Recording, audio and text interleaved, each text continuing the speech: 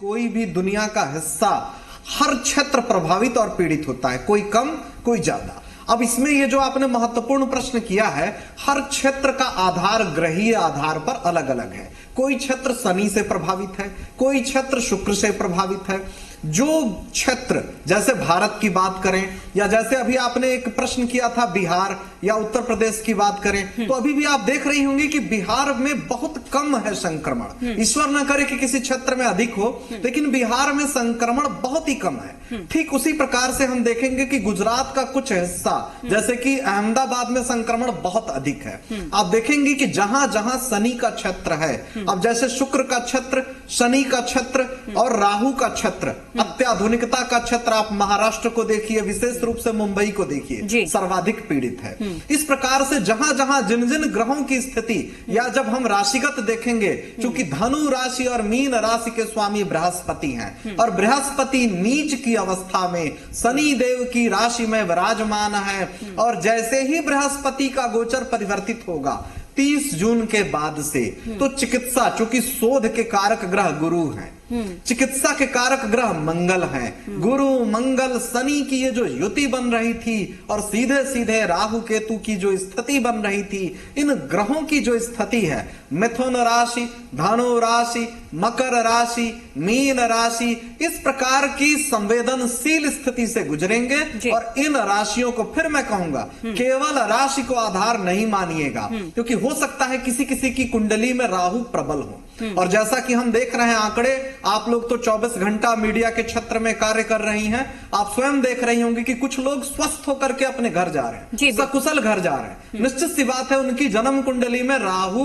बहुत ही शुभ फल दे रहा है, शनि बहुत ही शुभ फल दे रहा है, बृहस्पति की स्थिति प्रबल है। तो जिन जिन जातकों की जन्म कुंडली में मंगल ग्रह चूंकि चिकित्सा के कारक होते हैं, गुरु ग्रह चूंकि शोध के कारक होते हैं, चिकित्सा में भी चिकित्सा शिक्षा विशिष्ट हो जाती है। जब हम उपाय, बीमारी के इलाज की बात करते हैं और दवाइयों की बात करते हैं, तब उसमें मंगल और बृहस्पति का रोल प्रबल हो जाता है। बृहस्पति का गोचर 30 जून से शुभ स्थिति में प्रभावी होगा, और जाहिर सी बात है तब चिकित्सा पर नियंत्रण समूचे विश्व का होने लग जाएगा, और तब विश्व ये दावेदारी प्रबलता से करेगा कि अब इसका इलाज इन इन संदर्भों में संभव है। ठीक है सर, बहुत अच्छी बात कही आपने। नवीन जी, मैं इसी चीज को आगे बढ़ाते हुए आप तक पहुंचना चाहूंगी। इन्होंने कहा कि 30 जून से बृहस्पति का गोचर बदलेगा, और ऐसे में इन्होंने कहा कि शोध का कारक गुरु बृहस्पति है। तो क्या हम माने कि जो हम दावा कर रहे हैं कि सितंबर तक वैक्सीन तैयार हो जाएगी, वो वैज्ञानिक या फिर एक मेडिकल क्षेत्र हो सकता है, लेकिन इसको मैं ज्योतिष से भी मिलाकर अगर मैं समझना चाहूं, तो क्या ये हम कहें कि जब 30 जून से बृहस्पति का गोचर बदलेगा तब जाकर हम इस बात का दावा कर पाएंगे? जी बिल्कुल, निश्चित रूप से इस चीज को हम लोग स्वीकार कर सकते हैं, क्योंकि 29 जून से 29-30 से बृहस्पति जो है अपने ही राशि पे, सेजिटेरियस पे, धनु राशि पर जो है ये मार्गी होने जा रही है, और 25 जून के बाद जो शुक्र जो है ये आपको मार्गी हो जाएगी, रेट्रोग्रेशन से हटके मार्गी हो जाएगी। तो ये सब दोनों स्थितियां जो है काफी शुभ चीज को दर्शाती है, जो जिसे कहा जा सकता है कि हम लोग एक मतलब फास्ट रिकवर के दौर में निश्चित रूप से आएंगे, और अच्छे स्थिति को प्राप्त करने में, और मेडिकल जो सेवा है या मेडिकल से जो भी रिसर्च चल रही है, इसमें हम लोग को विशेष सफलता मिलेगी। और ऐसे भी देखिए कि जैसे जैसे हम लोग मतलब मई जो हम लोग का समाप्त होने वाला है, तो मई और जून शुरू होने वाला है, तो आप देखिए कि जो हम लोग के जो पेशेंट है, जो हम लोग का जो पेशेंट की रिकवरी है, उसमें काफी तेजी से सुधार आया है। जो पेशेंट है काफी तेजी से पहले की अपेक्षा जो है ये रिकवर कर रहे हैं, तो ये निश्चित रूप से जो है एक अच्छा माना जा सकता है कि 29 जून के बाद जो है मेडिकल रूप से और हम लोग की रिकवरी जो है काफी फास्ट होगी, और निश्चित रूप से इस चीज को हम लोग स्वीकार कर सकते हैं। ठीक है सर। पंडित रमेश द्विवेदी जी हमारे साथ जुड़े हैं। रमेश द्विवेदी जी, मैं आपसे समझना चाहूंगी, देखिए अक्सर हम ये कहते हैं कि एक तो चढ़ते हुए ग्रह, दूसरा उतरते हुए ग्रह बहुत परेशान करते हैं, क्योंकि जब वो जाते हैं तो अपनी पूरी ताकत दिखाकर जाते हैं। आप कह रहे हैं कि जून के बाद या सितंबर तक हमें राहत मिलेगी, उससे पहले का जो वक्त होगा उसके बारे में हर कोई समझना चाहता है कि जाते हुए जो ग्रह परेशान करते हैं उनकी कितनी भव्यता आप देख पा रहे हैं, कितना आक्रोश इस वक्त उनमें देख पा रहे हैं। क्योंकि मैं आक्रोश ही कहूंगी सर, क्योंकि देखिए जो सामने आ रहे हैं नतीजे वो बहुत भयानक है, बहुत भयंकर है, बहुत विपरीत है। भयानक है। बिल्कुल निश्चित रूप से ये आपने बहुत ही महत्वपूर्ण प्रश्न पूछा है कि या तो उतरता हुआ ग्रह नुकसान देता है या चढ़ता हुआ।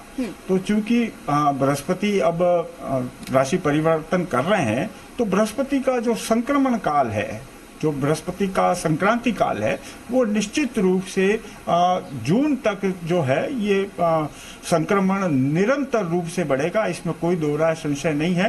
पर जून के बाद 29 जून के बाद इस संक्रमण में कमी देखी जाएगी। वहीं चिकित्सा के क्षेत्र में भी महत्वपूर्ण शोध निकल कर लोगों के सामने आएगी। इसके वैक्सीन बनाने की जो बात की जा रही है वो निश्चित रूप से बन जाएगी, निकल आएगी।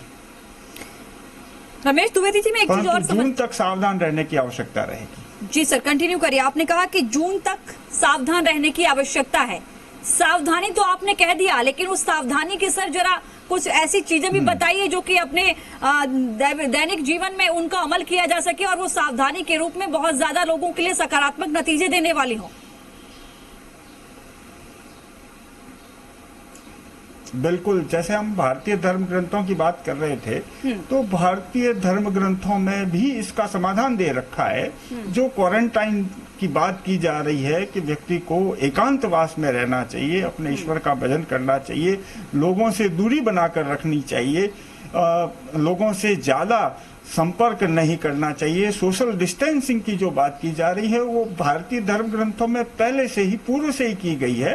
तो इस प्रकार की जो सावधानी है वो निश्चित रूप से व्यक्ति को रखने चाहिए, जिस प्रकार से वायरस इफेक्टेड नहीं हो। सेल्फ क्वारंटाइन जो भारतीय धर्म ग्रंथों ने भी कहा गया है कि बार बार हाथ धोने की, जैसे अभी आचार्य धनंजय जी बहुत अच्छी बात बता रहे थे कि भारतीय ऋषियों ने बार बार पवित्रता की बात कही, शुद्धता की बात कही, तो वो कहीं ना कहीं जाकर आज के संदर्भ में बिल्कुल समीचीन साबित हो रही है। बार बार अपने हाथ धोएं, बार बार अपने शरीर को शुद्ध करें। अगर बाहर जाके आए हैं तो निश्चित रूप से स्नान करके अपने शरीर को पवित्र करें और जो सैनिटाइजर है उससे हाथ धोएं, उससे शरीर को पवित्र और शुद्ध करें। तो निश्चित रूप से आप सेल्फ क्वारंटाइन करेंगे और अपने आप को एकांतवास में जितना ज्यादा लोगों के संपर्क से दूर रखेंगे तो आप इस बीमारी से बचे रहेंगे। जी सर, मैं आपके पास लौटूंगी। सुमित जी एक बार फिर से हमारे साथ जुड़े हैं, कोशिश है कि उनसे भी संपर्क हो पाए और उनकी भी प्रतिक्रिया इस पूरे मामले पर हमारे सामने आ पाए। सुमित जी एक बार फिर से बहुत स्वागत है आपका। मेरी आवाज मिल रही हो? तो सवाल ये है कि इस पर आपकी भविष्यवाणी क्या कहती है, आपका ज्योतिष क्या कहता है? पूरे अगर हम परिप्रेक्ष्य में आपको समझना चाहें आपके शब्दों से, तो कोरोना को इस वक्त आप किस ग्रह के चलते इतने भयंकर रूप में देख पा रहे हैं? कब तक निजात मिलेगी? कब तक कंट्रोल होगा? क्या करना होगा? कैसे करना होगा? कब तक करना होगा? देखिए, कोरोना का जो ये भयंकर रूप हम लोग देख रहे हैं, इसका कारण केवल और केवल राहु है। क्योंकि राहु ही एक इस तरीके का भयानक ग्रह है जो भयानक रोगों के लिए और एक महामारी का रूप लेने वाले रोगों को प्रदर्शित करता है। अब राहु पिछले साल 12 सितंबर 2019 में आद्रा नक्षत्र में गोचर करना उसने प्रारंभ करा था, जो कि आगामी 20 मई को वो आद्रा से निकल करके और मृगशिरा नक्षत्र में प्रवेश करने जा रहा है। तो वो बिल्कुल ये बात स्पष्टता है कि मृगशिरा नक्षत्र में आकर के इस संक्रमण का जो बहुत तेजी से फैल रहा है, वो संक्रमण थोड़ा सा उसकी स्पीड में हम कमी देखेंगे। इसके साथ साथ ये वृष राशि में 23 सितंबर में प्रवेश करेगा। उसके बाद हम ये मान करके चलेंगे कि इस रोग से या इस रोग से होने वाली जो क्षति अभी तक हमारे पास हुई है। और एक बात मैं और भी बताना चाहूंगा कि जैसे ये 20 तारीख में चेंज होगा और 23 तारीख तक ये मिथुन राशि में रहेगा, तो इस बीच बहुत आशा ये की जा सकती है कि विश्व का कोई भी देश, क्या सर 20 मई से 23 मई का जिक्र कर रहे हैं आप? वैक्सीन जी सुमित जी, क्या 20 मई से 23 मई का जिक्र कर रहे हैं आप? नहीं, मैं इस चीज को बोल रहा हूं कि 20 मई से और 23 सितंबर 23 सितंबर, जी ठीक। 23 इस अवधि में यह भी संभव है कि किसी भी विश्व में किसी भी देश में इसकी वैक्सीन और तैयार हो जाए। तो जिस तरह से पहले हमने, ठीक है, मैं आती हूं आपके पास। इन्होंने कहा कि 20 मई से 23 सितंबर का वक्त दिया है आचार्य धनंजय जी। कह रहे हैं कि देखिए इस बीच सितंबर का जो महीना है 23 सितंबर के बाद तो आपको राहत मिलेगी, लेकिन इस बीच हो सकता है कि एक दौर ऐसा भी आए जिसमें आपको बहुत भयंकर रूप इसका देखने को मिले। वो समय आप क्या बता सकते हैं? क्योंकि सर देखिए, बहुत लोगों का विश्वास भी है ज्योतिष पर, ऐसा नहीं है कि लोग इसको मानते नहीं हैं। और मैं तो लगातार इस बात का भी जिक्र करूंगी इस कार्यक्रम के माध्यम से कि जितना ध्यान हम विज्ञान पर दे रहे हैं, हमारी सरकारें दे रही हैं, हमें इस कोरोना काल से समझना होगा कि उतना ही ध्यान हमें ज्योतिष पर भी देना होगा, सरकारों को भी देना होगा। बहुत जरूरी है, क्योंकि अगर पहले से हमें चीजें समझ में आती है, जैसा कि आपने कहा, तो कंट्रोल करना बहुत आसान होता है। वो समय समझना चाहूंगी सर, क्या कहता है आपका ज्योतिष उस समय के बारे में? जी, बहुत बहुत बहुत महत्वपूर्ण बात आपने कही है और बहुत अनिवार्य तथ्य है। जब हम विश्वविद्यालयों में इसकी शिक्षा दे रहे हैं, दीक्षा दे रहे हैं, तो जाहिर सी बात है विज्ञान का दर्जा भी हमें सरकार ने ही दिया है और शोध का विषय है ये। जिस प्रकार से दवाइयों के लिए शोध हो रहा है, वैज्ञानिक लगातार जुटे हुए हैं, जो चिकित्सक हैं लगातार 24 घंटे इसमें निरंतर शोध कर रहे हैं कैसे जीवन को सुरक्षित किया जाए। ठीक इसी प्रकार से ये हमारा दुर्भाग्य है कि ज्योतिष जैसा विज्ञान और ये दुर्लभतम विज्ञान, इस पर कोई शोध नहीं हो पा रहा है कि कैसे इसकी चिकित्सा की जाए। आप देखिए, प्राचीन काल में चिकित्सा के लिए अलग अलग प्रयोग होते थे, अलग अलग विधियों को अपनाया जाता था। अब चूंकि श्वसन तंत्र है, सांस लेने की जो प्रणाली है, जब भी ये संक्रमित होती है तो इसमें कौन कौन से कारक ग्रह होते हैं, कैसे इसकी चिकित्सा की जाए, इसके लिए जैसे हमारे साथ योग, आयुर्वेद और ज्योतिष शास्त्र, ये तीन ऐसी विधाएं हैं कि ये तीनों की तीनों विधाएं अपने आप में पूर्ण रूपेण सक्षम है। और यदि शोध कार्य को एक स्पेसिफिक वैज्ञानिक संदर्भ में, जैसा कि आपने प्रश्न किया, यह हमारा बहुत बड़ा दुर्भाग्य है कि पूरी दुनिया हमारी जीवन शैली को अपनाने के लिए तैयार है। आज समूचा विश्व भारत की तरफ देख रहा है और सभी लोग नमस्कार करने के लिए सहज रूप में स्वीकृति दे रहे हैं। ठीक इसी प्रकार से जो हमारा आयुर्वेद है, जो हमारा योग है, जो प्राणायाम है, जो जीवन जीने की जो हमारी व्यवस्था है, सनातन धर्म की पद्धति है, यदि हम उस पद्धति को नियमित और व्यवस्थित रूप में अपना लें तो हमें किसी भी प्रकार से भयभीत होने की आवश्यकता नहीं है। और जैसा कि आपने प्रश्न किया कि इस संक्रमण का जो चरम है, जो नकारात्मकता इसमें होगी, जैसा कि अभी अभी आचार्य जी भी कह रहे थे, ये मुझे भी लगता है कि वो जो समय अवधि होनी चाहिए वो जुलाई का जो महीना है वो अत्यधिक हमें पीड़ित कर सकता है। जून का भी कुछ हिस्सा, कारण क्या है, फिर से सूर्य ग्रहण, फिर से चंद्र ग्रहण प्रभावी होगा। हाँ, इसमें भी मैं बारंबार इस बात का जिक्र करूंगा कि इसमें भयभीत होने की आवश्यकता नहीं है। कारण क्या है, जैसा कि अभी पूर्व में आचार्य जी कह रहे थे, भारत वर्ष की जन्म कुंडली, फिर बारी आएगी क्षेत्र, फिर बारी आएगी अलग अलग राशियों की, फिर बारी आएगी कि इंडिविजुअल जन्म कुंडली की। जैसे इस महामारी के दौर में भी ऐसे भी तो जातक हैं जो पूरी तरह से स्वस्थ होकर के जा रहे हैं। जाहिर सी बात है उनकी जन्म कुंडली में कोई तो योग होगा, अन्यथा उनका भी जीवन नष्ट हो जाता। भयभीत बिल्कुल नहीं होना है, केवल हमें इस विषय पर लगातार शोध करना है कि प्रश्न सिर्फ इसी महामारी का नहीं है। जब तक जीवन है तब तक बीमारियां हमें भयभीत करती रहेंगी और भविष्य में भी, पहले भी ऐसा होता रहा है कि भीषणतम महामारियां मानव जीवन को प्रभावित और पीड़ित करती रही हैं। शास्त्रों में इसका जिक्र है, प्राचीन काल में भी ऐसा होता था। तब हमारे पास इतने संसाधन नहीं थे। अब तो विज्ञान को, धर्म को, ज्योतिष को, हम सबको मिलजुल करके और एक ऐसी व्यवस्था को बनाना होगा कि भविष्य में भी यदि कोई महामारी या कोई बीमारी हमें पीड़ित करे तो हम उसका एक ऐसा सटीक उपाय कर लें कि बिल्कुल भी हमें चिंतित ना होना पड़े।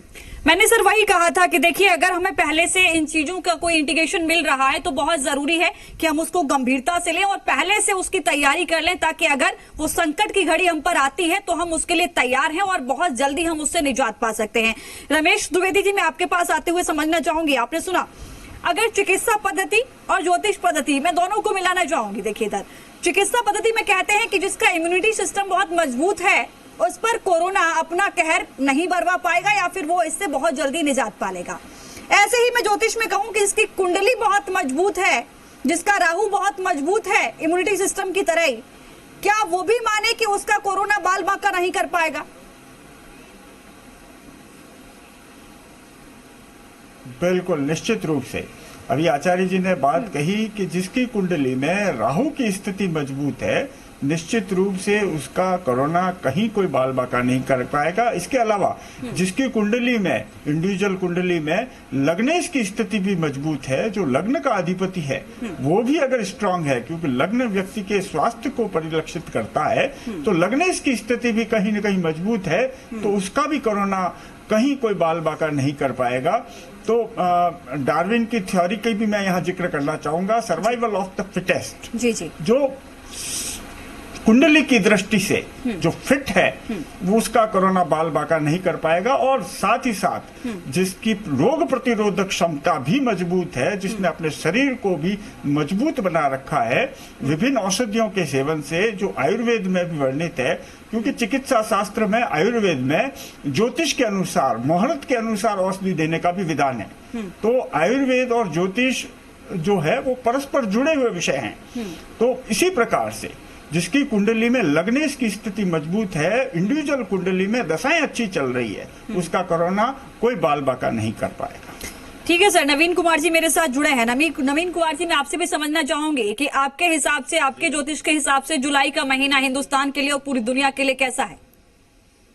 क्योंकि सबसे ज्यादा निगाहें जुलाई और अगस्त पर टिकी हुई हैं। जुलाई का महीना, मौसम में परिवर्तन होगा, बारिश का महीना होगा, ऐसे में कहीं टेम्परेचर को भी अगर हम देखें वैज्ञानिक दृष्टि से, तो उसको लेकर भी यहाँ पर कई बड़े सवाल खड़े होंगे। और अगर हम ग्रहों के जाने के हिसाब से देख रहे हैं तो निकलता हुआ ग्रह भी परेशान करेगा, वो दौर कैसा देख पा रहे हैं आप?